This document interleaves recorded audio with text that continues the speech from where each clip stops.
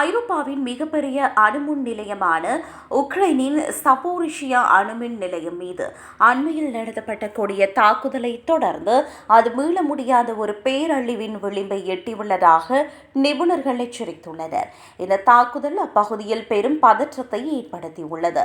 Russia மற்றும் Ukraine இடையே 2022 போர் தொடங்கியதிலிருந்தே இந்த அணுமின் நிலையத்தின் பாதுகாப்பு தொடர்ந்து கேள்விக்குறியாகி வருகிறது. தற்போது நடத்தப்பட்டுள்ள தீவிரமான தாக்குதல்கள் அணு உலைகளுக்கு பெரும் அச்சுறுத்தலாக மாறியுள்ளன. இந்த தாக்குதலின் போது அணுமின் நிலைய வளாகத்தின் சில பகுதிகள் மற்றும் அதன் துணை உட்கட்டமைப்புகள் சேதமடைந்துள்ளதாக தகவல்கள் தெரிவிக்கின்றன. மேலும் இதில் உயிரிழப்புகளும் ஏற்பட்டுள்ளதாக முதற்கட்ட அறிக்கைகள் உறுதிப்படுத்தியுள்ளன.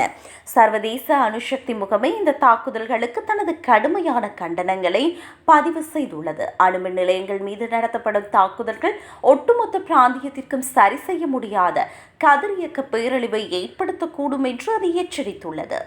தற்போதைக்கு அணு உலையின் முக்கிய பகுதிகளுக்கோ அல்லது கதிரியக்க அளவிற்கோ பெரிய பாதிப்புகள் எதுவும் ஏற்படவில்லை என்று கூறப்பட்டாலும் அடுத்தடுத்து நடக்கும் தாக்குதல்கள் அணு உலை பாதுகாப்பு அமைப்புகளை முழுமையாக செயலிழக்கச் செய்யக்கூடும் என்று அஞ்சப்படுகிறது. இந்த அணுமின் நிலையத்தின் பாதுகாப்பு குறித்து உலக நாடுகள் தங்களின் ஆழ்ந்த கவலையை வெளிப்படுத்துகின்றன.